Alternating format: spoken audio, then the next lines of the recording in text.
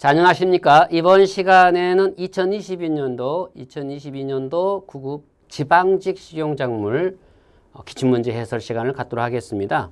전반적인 해설을 해보자면 물론 이제 수험생 여러분들에게는 좀 죄송한 얘기이긴 하지만 정말 심하게 어려웠다 하는 문제는 그렇게 많지 않았고요. 우리가 기본에 충실하고 반복만 했으면 그래도 한번 고득점을 노려볼 수 있지 않았을까 하는 내용들이 많거든요. 자, 그러면 확인해 볼까요? 첫 번째, 메밀의 이형의 현상. 이것은 굉장히 강조를 많이 했던 부분이죠. 그래서 이게 이제 메밀에서 이 불임의 상태가 생기는데요. 대표적인 게 이형이다라고 말씀을 드렸습니다. 이때 장주하고 단주하 하고 단주하가 만나는 것을 적법 수분이라고 볼 수가 있고요. 다음에 장주하, 단주하, 단주하, 장주하 이것은 이제 부적법 수분이라고 말씀드렸죠. 그런데 이때 장주하냐 길냐 짧냐 하는 문제는 암술의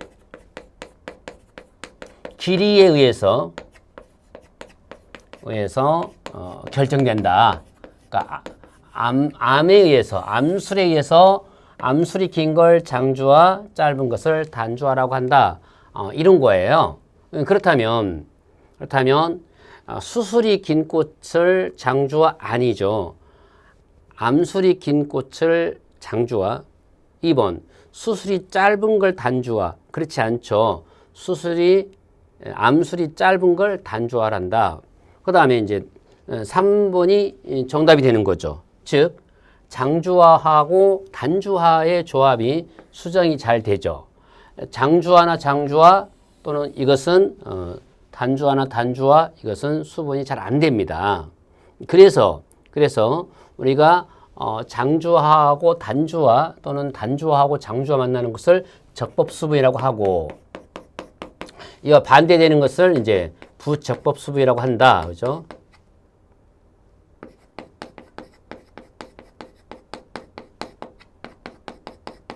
한다고 말씀드렸습니다. 이때 부적법 수분은 뭡니까? 단주하나 단주하, 장주하와 장주하끼리 만나는 현상이다. 그래서 혹시 1번 딱 풀 때 여러분들이 이 정도 문제 해결 가능하다 하고 말씀을 드렸을 것 같습니다.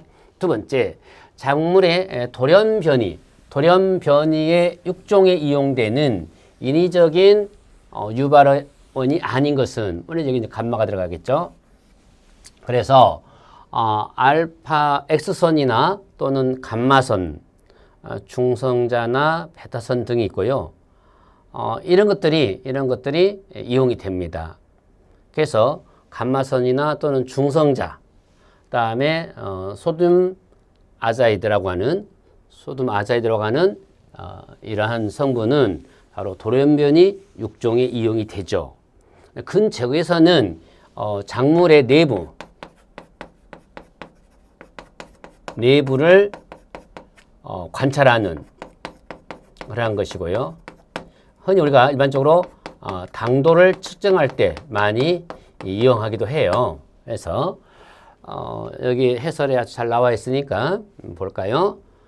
이런 X선이나 감마선은 안정적이다. 화학물질로서는 EMS 또는 N3 즉 소듐 아자이드, 그다음에 NMU 니트로소 메틸 우레아, 그다음 DS 디에틸 설파이트 등으로 이용해서 돌연변이 이용되는 건데요. 여러분들이 이제 이쪽에 막 깊이 연구를 하지 않은 상태에서 갑자기 이걸 보니까 당황했을 수도 있지만 해설 좀 참고를 잘 하셔서 해결을 하고 앞으로도 유사한 문제 나올 수 있을 때 꼭 해결해 주시기 바랍니다. 3번.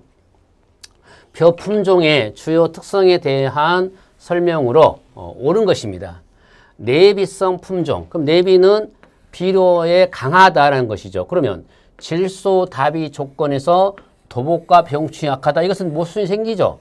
내비성이라고 한다면은 다비 조건에서도 잘 견디는 품종이기 때문에 조금 다소 비료가 과한다 하더라도 이렇게 견디는 성분이다. 자, 품종이다 이렇게 볼 수 있겠고요. 수량이 높은 품종은 대체로 품질이 낮습니다. 상관관계가 있죠.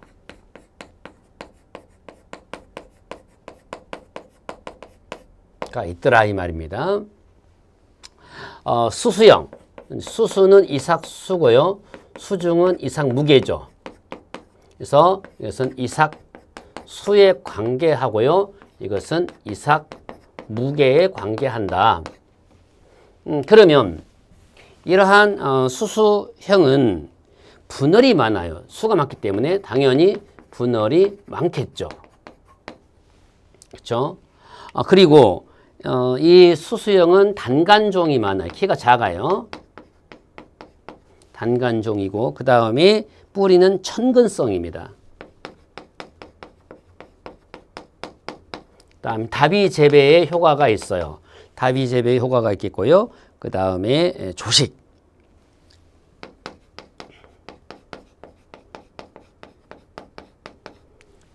그리고 이제 소식과 분열비가 유효하고요. 즉 분열이 많게 되기 때문에 분열이 많기 때문에 그러면 이제 이삭 무게를 중시하는 수중형은 이삭 자체가 무겁기 때문에 그렇죠. 이것은 이제 밀식이나 이삭거름이 유효하게 되는 그러한 성질을 가지고 있습니다. 그래서 이제 수중형과 수수형이 있는데 그러면 수수형 품종이죠. 수수형 품종은 수중형 품종에 비해 이삭은 크지만 반대로 얘기했죠. 이삭은 작지만 이삭수는 많다 이렇게 돼야 되지 않습니까? 그 다음에 조생종은 가몬이죠. 그래서 온조를 기억한다고 말씀드렸습니다. 그래서 조생종은 가몬형이다. 이렇게 기억을 하라고 말씀드렸죠. 정답은 1번. 내비성 품종은 질소 다비 조건에서 도복과 병충해 어느 정도 내성이 있어야 된다. 이렇게 이해하시면 되겠습니다. 틀렸죠. 맞는 것은 2번. 수량이 높은 품종은 대체로 품질이 낮은 경향이 있다. 그렇죠? 상관성이 있습니다. 도정한 쌀을 일컫는 것을 뭐라고 할까? 이렇게 됐는데요. 수도는 밥벼냐, 논벼냐 할 때 사용하는 뭐 그런 의미입니다. 그래서 우리가 흔히 수도작 그러면은 이렇게 논벼를 재배하는 것을 수도작이라고 하죠. 조곡이라고 한다면 껍질을 벗기지 않는 상태. 그렇죠. 그 나달 상태를 조곡이라고 하고요. 그다음에 정조는 수확하여 탈곡된 직후에 벼입니다. 그러니까 요즘에는 뭐 정조란 말을 잘 안 쓴다고 말씀드렸죠. 그러면 도정한 쌀은 뭐냐? 바로 정곡입니다. 그래서 벼를 도정하여 식용 상태로 만든 쌀을 우리는 정곡이라고 부른다. 이렇게 이해하시면 될 것 같습니다.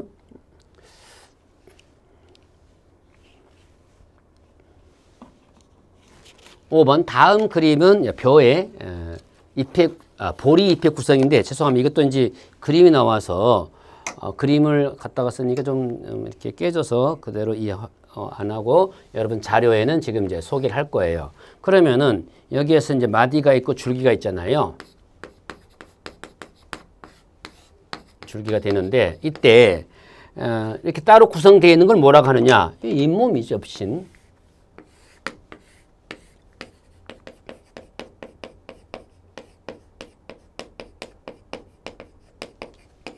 광합성을 하는 주체죠.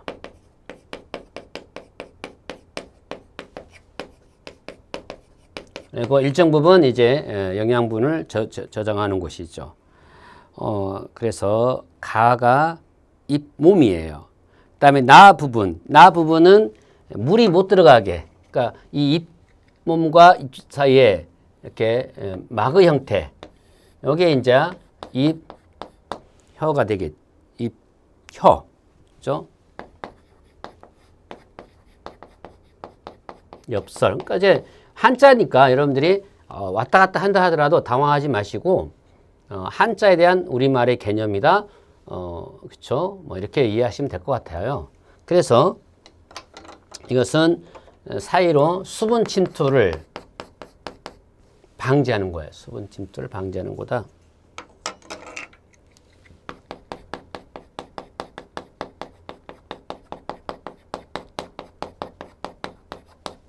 방지하고요. 그 다음에 제가 갈고리 모양이 있다 그랬죠. 이렇게 얽어가지고 이렇게 벌어지지 않게 하는 거. 그렇죠? 이것이 뭐냐면은 바로 입, 귀, 옆, 이가 되는 거예요.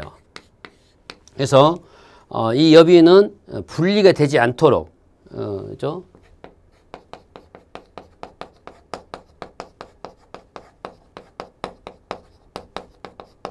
하는 건데 특히 이 두 개가 보리에 발달한 거예요.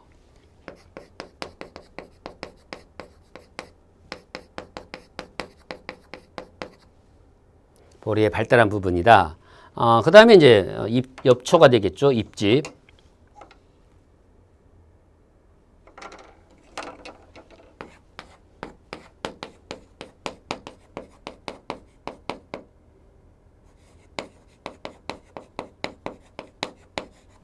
엽초가 되는 건데, 그래서 사실은 우리가 벼의 잎의 구조를 알아도 문제를 해결할 수 있고, 보리 잎의 구조를 알아도 이제 해결이 가능했던 부분이긴 해요. 제가 원래 가나다라 이렇게 설명을 써놨는데, 이제 설명은 아니고, 여러분 이제 시험 봐시겠지만, 실전에서는 이게 이렇게 그림으로 출제가 됐던 거죠. 그래서 여러분들이 받아보는 이제 자료집에는 그림으로 되어 있을 거예요. 여러분 그렇게 이해하시고 정리하시면 좋겠습니다. 6번 문제가 살짝 까다로울 수 있는 그런 문제였다고 생각이 됩니다. 왜냐하면 지금 우리가 흔히 그냥 콩과 같은 종 이렇게 이제 얘기를 많이 하는데 분명히 다른 속이라고 얘기했단 말이에요. 그래서 팥, 녹두, 동부, 강낭콩인데 이때 팥이나 녹두, 강낭콩 또는 뭐 동부 모두 염색체 수는 같아요. 근데 속이 다르겠으니까 그렇죠? 같은 종류이지만 속이 다르다 하니 이게 뭘까 하고 봤습니다. 팥, 녹두나 동부는 비그나 그렇죠? 속이고요. 그 다음에 강낭콩은 다른 속이죠. 사세로우스 또는 사세로우스를 그냥 편하게 읽게요. 뭐 그렇게 안 읽더라도 우리가 그냥 이해하기 위해서는 사세로우스라고 하는 이러한 속에 속한다 이렇게 되어 있습니다. 그래서 아마 출제를 했을 때 출제자의 의도는 조금 더 깊이 공부하라라는 의도였는 건지 그런지 모르지만 조금은 순간 당황했을 문제 같은 경우로 생각이 됩니다. 어쨌든 1, 2, 3번은 같은 비그너 속이다 이렇게 보시면 되고요. 자, 광합성을 할 때 여기는 단순하게 이게 무슨 문제일까 하는 건데요. 그게 뭡니까? 바로 C3 식물과 C4 식물이 한 거예요. 그래서 언뜻 보면은 이게 도대체 무슨 문제인지 했지만 여러분들이 또 잠깐 돌이켜 보면은 이게 이제 곧바로 이걸 묻는구나 라는 것을 알 수가 있게 되는 거죠. 그래서 우리가 기본적으로 이제 이론을 공부할 때 C3 식물과 C4 식물은 좀 알아야 됩니다라고 제가 소개를 했었고 그런 내용으로도 여러분에게 강조를 했는데요. 이렇게 이제 출제가 된 거죠. 그래서 지금 벼, 담배, 보리 이것은 대표적인 C3 식물 그렇죠? 그 다음에 옥수수 또는 뭐 기장 이런 것들은 대표적인 C4 식물 이렇게 되는 것이잖아요. 그래서 문제는 좀 단순했는데 순간 착각을 했을 것이고 그러나 또 돌이켜보면 다시 답을 찾을 수 있는 그러한 내용이었다.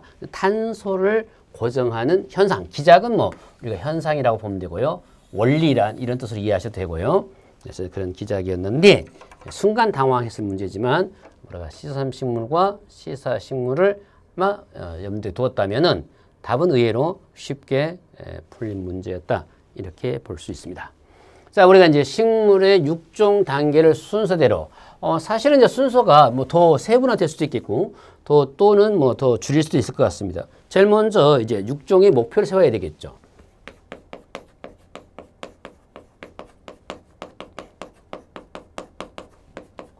세웠으면은 6종이 필요한 재료 또는 6종 방법을 보관해야겠죠.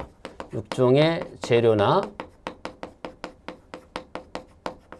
6종의 이제 방법을 세워야 돼요. 자, 그러면 이제 이것을 6종 하다 보면은 뭐가 생기냐면은 변이가 나와요. 변이가 다양하게 나오죠. 변이가 발생하게 된다. 그러니까 변이 발생 그러면 여러분들 쉽게 무슨 말인지 이해했을 텐데 창성 그러니까 사실 창성이란 말이 무슨 말인가? 그러니까 단어를 묻는 시험이 아니기 때문에 변이가 발생했다. 창성은 여러 유형이 다양하게 버라이어티하게 나왔다. 이런 개념으로 이해하시면 될 것 같아요. 변이가 발생했으면 이게 이제 우량계통을 육성해야 되겠죠.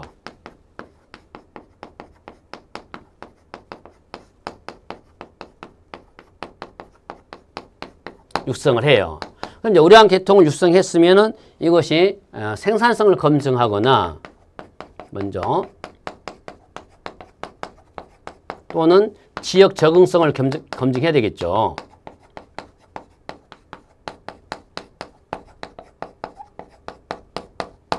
그러면 이게 생산력도 괜찮고 또는 지역에 대한 적응성도 괜찮다고 한다면 어떻게 되겠습니까? 이제 이것을 신품종의 결정과 등록해야 되겠죠. 신품종이 됐다.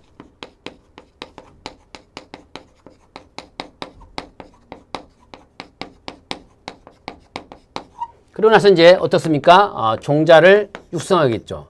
증식한단 말이에요. 한 다음에 뭐가 되겠습니까? 보급이 돼야 되겠죠. 뭐 농가에 보급해도 되고요. 보급을 하는 단계입니다. 이렇게 이제 여러 단계인데 지금 출제된 문제는 이제 이 과정을 일단 생략을 했죠. 이 과정은 앞에 있었다. 그러면 뭐부터 시작하자? 변이부터 시작을 하자. 변이가 발생을 했어요. 그러면은 우량계통을 육성해야 되겠죠. 그러면 가에 라가 되겠죠. 우량계통. 이게 가가 되고요. 이게 라가 된단 말이에요. 근데 생산성을 검증하고 지역 적응성 검증해야 되는데 이거 묶어버렸죠. 뭘로? 나로 묶었죠. 그렇죠? 그 다음에 품종의 결정 및 등록. 이게 이제 마번이 있죠. 그렇죠? 그 다음에 라 있죠. 그 다음 마지막으로 이제 종자를 증식하는 다가 있잖아요. 그러면은 가라 나마다. 가라 나마다 3번에가 정답이 있네요. 이렇게 해서 6종 단계를 이렇게 순서적으로 묻는 것이어서 이런 문제는 뭐 복잡해 보이긴 하지만 역시 이제 식용작물이나 재배학을 공부한 여러분들은 충분히 해결이 가능했을 걸로 봅니다. 다음 문제 넘어가겠습니다. 벼의 조식재배. 조식재배라고 하면은 조기재배도 있고 조식재배도 있고 만기재배도 있고 만식재배도 있죠. 그래서 그 내용을 좀 간단하게 기억을 하셔야 되는데 조식재배는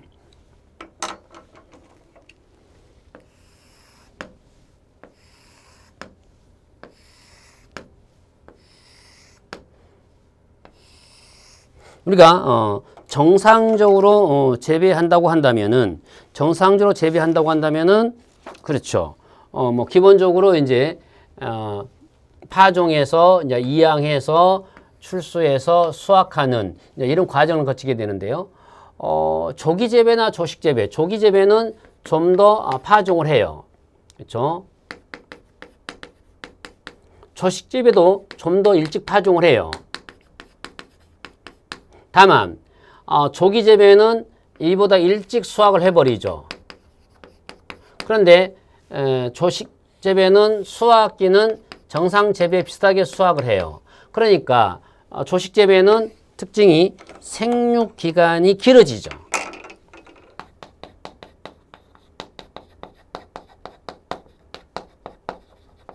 그래서 바로 무슨 효과다? 증수 효과가 있어요. 그런데 만약에 단점이라고 한다면, 이거 단점이라고 한다면은 자연재해에 많이 노출되죠.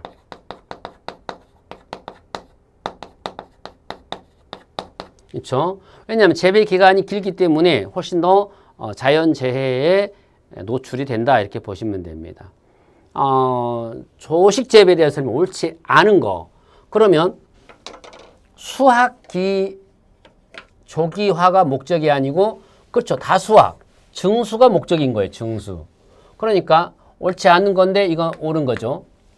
분열이 왕성한 시기에 저온기를 경고하여 영양 생장 기간의 연장, 그러니까 생기가 길어진다는 뜻이었죠.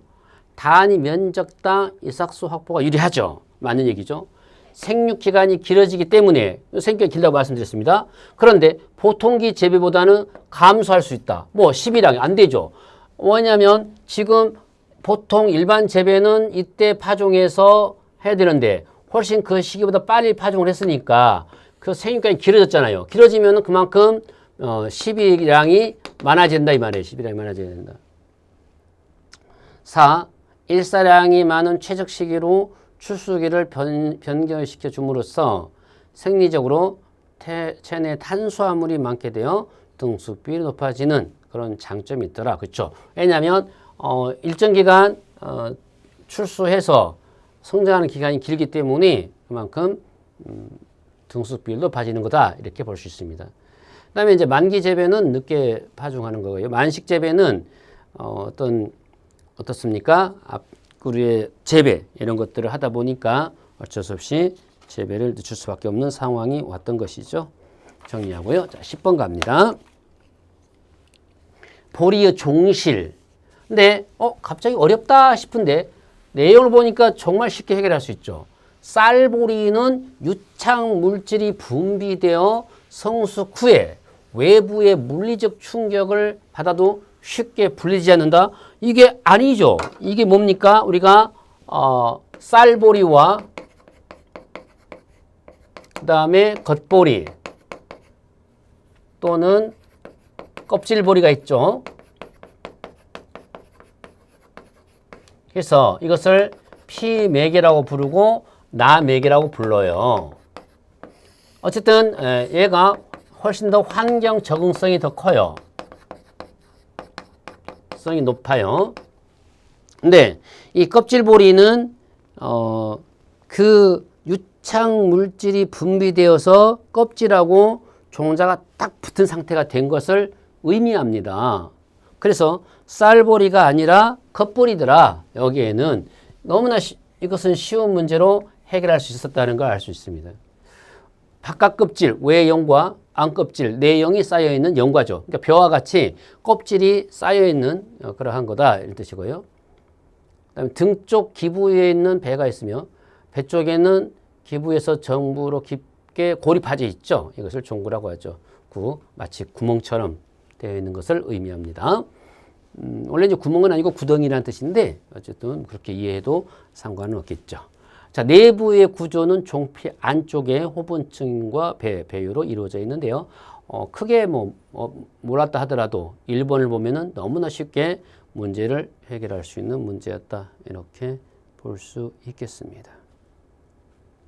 11번. 다음에서 설명하는 옥수수의 품종의 방법. 잡종 강세, 균일성, 수량성, 요거 단교잡이죠. 그러면 단점은 체종량이 적어서 가격이 비싸죠. 잡종 강세, 그 다음에 개체 간의 균일성 있죠. 그리고 수량이 많아요. 근데 단점이라고 한다면은 체종량이 적어요. 그래서 종잣값이 비쌉니다.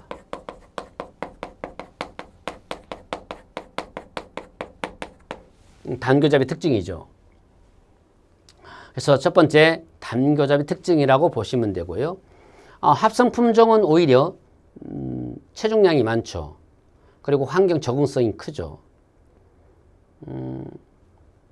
복귀잡은 그 사이라고 보시면 될 것 같고요. 방임은 이제 말 그대로 자연 상태에서 수분하는 방식을 취하고 있다. 이렇게 보시면 되겠습니다. 그래서 이 옥수수에 대한 교잡은 꼭 해년마다 등장하는 문제이군요. 그래서 여러분들이 꼭 정리를 하셔서 완성을 시켜놔야 할 걸로 봅니다. 12번 다음 설명하는 작물 자가수정이다. 그럼 타가수정이면 안 되겠네요. 타가수정에서 옥수수는 타가네요. 종실류 기름이네요. 그러니까 지금 기름을 짤 수 있는 게 참깨 옥수수예요. 수수나 보리는 기름용이 아니죠. 종실류가 될 수 없다. 기름이. 종실류는 참깨고고 나머지 물론 이제 틀린 말은 아니에요. 국내 소비량이 증가하고 있는데 오히려 생산은 줄기 때문에 수입은 느는 추세다. 옥수수도 될 수도 있겠고요. 비닐 멀칭을 재배하는 것이 일반적이다. 뭐 참깨도 그렇고 옥수수도 멀칭할 수 있으나 핵심이 뭐냐면 기름 성분일 때 이 두 개가 후보군에 속하는데 자가수정이라는 것이죠. 그래서 옥수수는 타가수정의 대표적인 것으로 보고요. 여기서 요구하는 답은 참깨였다. 의외로 어떤 시대적인 즉 시사적인 내용에 포함되어 있는 문제가 등장을 했습니다. 정답은 참깨. 13번 땅콩. 버지니아형과 스페니시가 있는데 그쵸. 적산 온도와 평균 기온이 높은 곳에 즉 버지니아형이 훨씬 생육기간이 길어요. 그래서 고온이 많이 요구되기도 합니다. 생육기간도 길고 고온이 요구되는 게 버지니아형이라면 당연히 버지니아형이 스페니시보다 적산 온도가 높겠죠. 수정과 동시에 자방병이 급속히 신장하여 시방이 땅속으로 들어간다. 자방병이 성장해서 땅속으로 들어가는 것은 맞습니다. 땅콩에 대한 설명이 맞는데 다만 수정과 동시에 급속히 신장한다는 것은 조금 맞지 않는 말이고요. 땅콩은 개화 기간이 짧아 유효 개화 한계기 이전에 그렇지 않습니다. 이게 이 수확하기 60일 전에 핀 게 제대로 성숙할 수 있기 때문에 그렇죠. 이전에 수확하면 안 되겠죠. 4. 햇빛은 결실과 자방병 신장을 촉진하고 그렇죠. 그 다음에 습한 토양에서는 빈 꼬투리가 많이 생산되는데요. 사실은 이제 수분이 부족하면 뭐 꽃수도 떨어지고 그다음에 생육기 불량해지긴 하지만 그렇죠? 이 설명에 대한 것은 1번이 정답이 되겠습니다. 감자인데요. 감자는 서늘한 즉 저온성 작물이라고 말씀드렸습니다. 생육 조건은 12도에서 21도 내외다. 주성분은 전분이죠. 보통 17에서 18% 함유되어 있지만 변이가 좀 심하다. 즉 품종에 따라서 전분의 함량이 좀 다르다. 이렇게 보시면 되겠고요. 다음에 가지과에 속하는 1년생 식물이다. 그렇습니다. 독특하죠. 이게 과로 본다면은 감자는 가지과고요.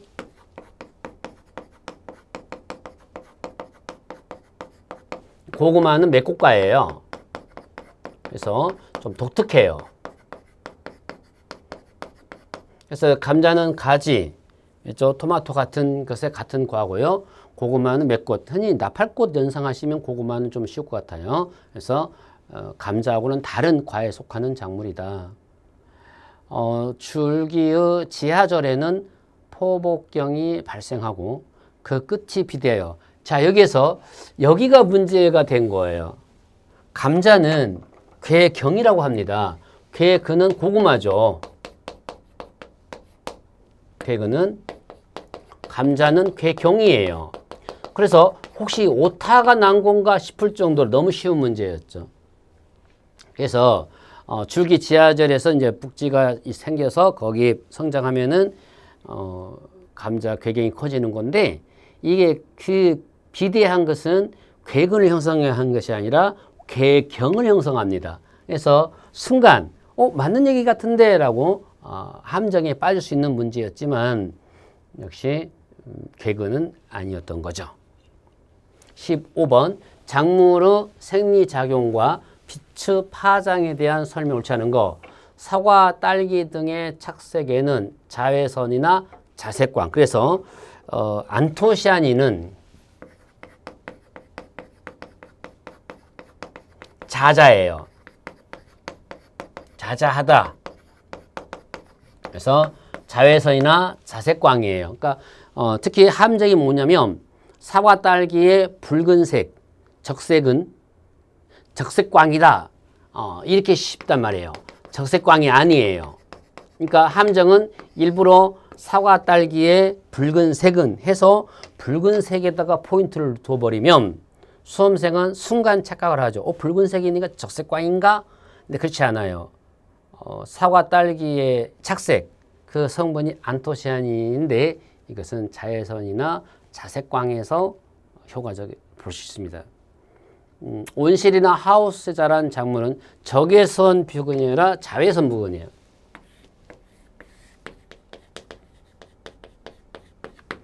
부근의 빛 부족으로 웃자란다. 도장한다. 도장하기 쉽다.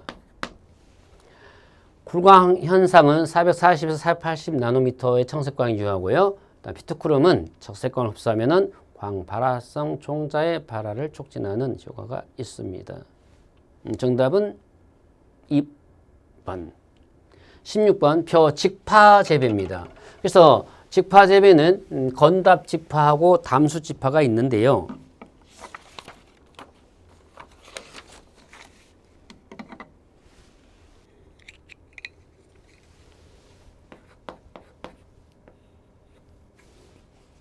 건답 직파,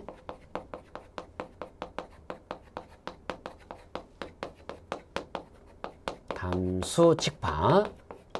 요즘에는 이양보다는 직파를 많이 씁니다. 그 이유가 이양하는 데는 많은 물, 그 다음에 많은 노동력 또는 과정, 이것들을 거쳐야 되죠.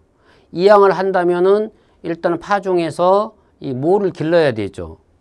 그리고 농정지를 해서 이양을 해야 된단 말이죠. 근데 직파하게 되면은 바로 벽실을 뿌립니다. 물론 약간 최하 벽실을 살짝 바라게 할 수는 있죠. 그래서 건답 직파하고 그다음에 담수 직파가 있는데 출하 기간이 좀 길긴 해요. 기간이 길어져요. 임모율은 좀 떨어지는 편이 있죠. 아무래도 이양제보다는 임모율은 좀 떨어진다. 그렇죠? 그다음에 종자를 동물이 먹어버립니다. 문제 생기겠죠. 그다음에 강우 과습 시에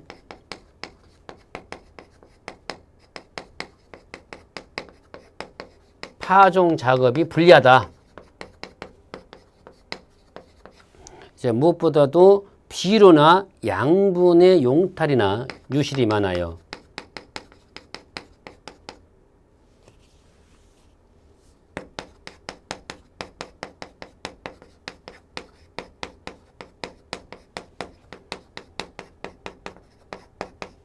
유실이 많아져요.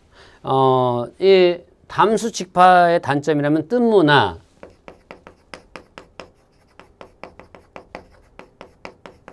그다음에 도복이 많이 발생해요. 도복이 좀 많이 발생하고요. 그다음에 관계 용수가 많이 필요한, 물을 담아놨으니까 건담은 그냥 파종하는 건데 물을 담은 것이니까 물이 필요하다는 거죠. 그러니까 사실은 건조한 가뭄해가 올 때는 건답 직파가 훨씬 더 유리하겠죠. 자, 그러면 보겠습니다. 건답 직파는 담수 직파보다 그렇죠? 잡초 발생이 많다. 적어놔야 되겠죠.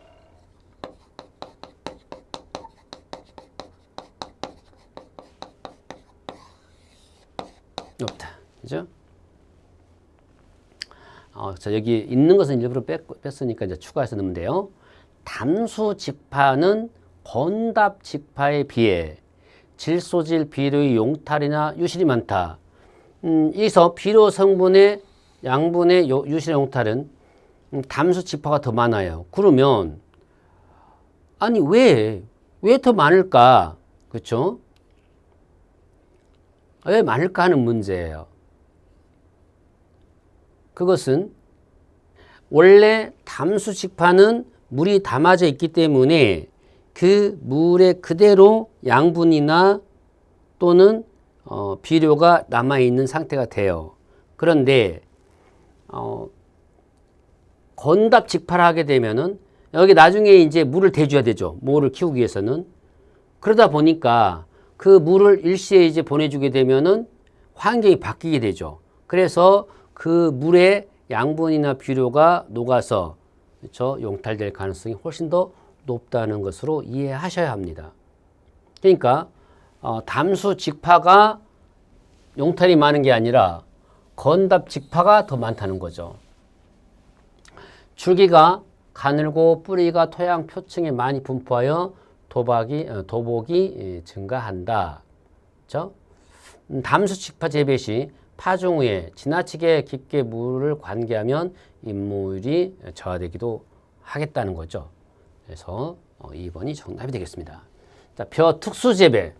우리가 잠깐 앞에 조기 재배, 조시 재배를 공부했지만 한 번도 또 문제 냈네요. 그래서 문제가 중복됐나 싶을 정도인데 어쨌든 이 내용만 알았으면은 두 문제를 오히려 맞힐 수 있는 그런 장점이었죠. 자, 조기 재배는 감광성이 아니라 감원성이에요. 그러니까 조생종은 온조라고 그랬죠. 온조다. 감원성입니다. 품종을 보온 육묘하는 중남부 및 산간 고랭지 재배형이다. 감원성이에요. 조식 재배는 조생 품종을 이용하는 평야지 이모작이 아닙니다. 일모작지대의 형태예요. 만기 재배는 콩, 옥수수의 뒷구로 늦게 이양하는 중남부 평야지 재배형이다. 만기 재배가 아니라 만식 재배예요. 이것은 만식이 재배가 아니라 만식 재배다. 4. 만식 재배는 적기에 파종하였으나 물 부족이나 앞구루의 수확이 늦어져 이루어지는 형. 그러니까 자 조심하셔야 돼요. 만식 재배에는 두 가지가 있어요. 해설에 여러분 자세하게 해놨죠. 그래서 전작물과 후작물의 관계, 그죠? 이 전작물과 후작물의 관계일 때의 만식 재배와 또 하나는 뭐냐면은 결국은 물 부족이나 앞구루가 있기 때문에 생기는 거 이런 것들을 의미하기 때문에 좀 조심해서 푸셔야 되는데 4번은 뒷구루를 인해서 늦게 이양할 때도 쓰기도 하고 그 다음에 물 부족이나 이럴 때 쓰기도 해요. 그래서 혹시 하나가 잘못된 거 아니냐? 그렇지 않아요. 그래서 우리가 만식 재배의 두 가지 방식을 기억해 두실 필요가 있습니다. 아셨습니까? 만기 재배는 만식 재배보다 생육기간이 짧아요. 그러니까 오히려 수량 감소가 훨씬 더 커집니다. 자, 18번 벼뿌리의 생장에 영향을 미치는 환경 조건의 설명 옳지 않은 거. 질소 시비량이 많아지면 1차 근장이 길어진다. 그렇지 않아요. 오히려 질소가 많으면 1차 근에 대한 숫자는 늘어요. 숫자가 많아지는데 근장은 짧아집니다. 그래서 근장이 길어지는 것은 아니고요. 짧아지고 그다음에 1차 근의 수효는 는다. 이렇게 정리하시고요. 재식 밀도가 높아지면 깊게 뻗는 1차근의 비율이 감소하죠. 상시, 담수, 항상 물을 댄 상태라고 한다면 간단광수, 중간중간 물을 떼는 상태에서는 봤을 때 1차근 수가 많죠. 벼뿌리는 밭 상태에서보다는 노적근에서 곧게 자란다. 왜냐하면 아무래도 뿌리를 내리기가 쉽기 때문에 그렇습니다. 그래서 밭 상태면 오히려 수염뿌리처럼 옆으로 막 번지게 되겠죠. 이렇게 이해하시면 되고요. 자, 고구마 재배에서 비료 관리에 대한 설명 옳지 않은 거.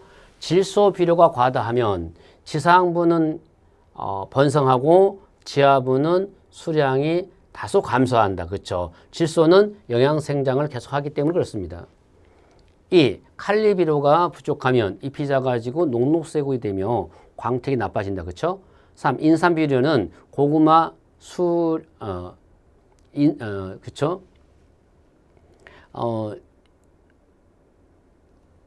칼륨이 부족하면 잎이 작아지고 녹록색이 되며 광택이 나빠진다. 이것은 질소질 비료와 관련이 있다고 봐야 되고요. 그다음에 3. 인산 비료는 고구마의 수령에 영향을 줍니다. 품질과 관련성이 무관하나 틀린 거예요. 품질과의 관련성도 굉장히 큽니다. 그러니까 그것을 좀 정리를 다시 하셔야 돼요. 그러니까 수량을 많이 주면은 품질에 영향 없는 거 아니냐? 그렇지 않죠. 수량도 관련성이 있고 그 다음에 품질과 관련이 있는데 특히 무엇에 영향이 있냐면은 맛, 단맛과 그 다음에 저장성 이것에 영향을 줘요. 품질에 영향을 준다. 이렇게 볼 수 있습니다. 그 다음에 미숙, 퇴비나 낙엽, 생풀 등을 이식전에 주면 활착이 좋다 그랬는데요. 오히려 완전히 부식된 이것을 시비해야 되고요. 미숙, 퇴비나 이런 것들을 이식전에 주게 되면은 활착을 떨어뜨리는 영향을 주게 됩니다. 정답은 1번. 20번.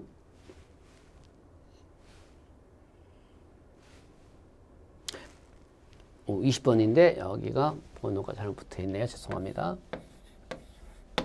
맹류의 식물적 특성에 대한 설명을 옳지 않은 거. 두 줄보리, 이 줄보리는 세 개의 작은 이삭 중 두 개는 태화하고 이삭줄기 양쪽으로 두 줄의 종실이 있는 형태다. 그렇죠? 호밀. 자가 불임성이 높고요. 내동성이 극히 강하죠. 귀리. 종실에는 비타민 함량이 높으며 수이삭이 암이삭보다 먼저 성숙하는 건 이것은 옥수수에 대한 얘기예요. 그래서 옥수수는 수이삭이 4, 5일 전에 성숙하죠. 그래서 귀리에 대한 설명이 아닙니다. 밀, 육배체가 일반적인 괴물 형태이며 단백질 함량에 따라 가공 적성이 달라지는 거 기본적인 내용 맞은 얘기가 되겠죠. 그렇습니다. 이렇게 해서 이제 지방직 기출문제를 해결해 봤는데요. 약간 애매함이 약간 있는 것도 있지만 전반적인 내용으로 보면 여러분들이 공부한 양만큼의 점수가 나왔을 걸로 생각이 됩니다. 여러분 문제가 어려웠든 쉬웠든 이제 시험이 끝났습니다.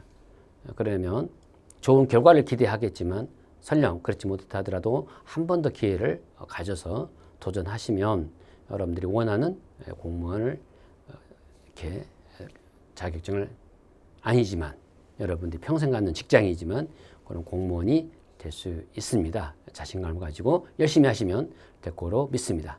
다음에 새로운 내용으로 여러분 함께 하겠습니다. 안녕히 계십시오.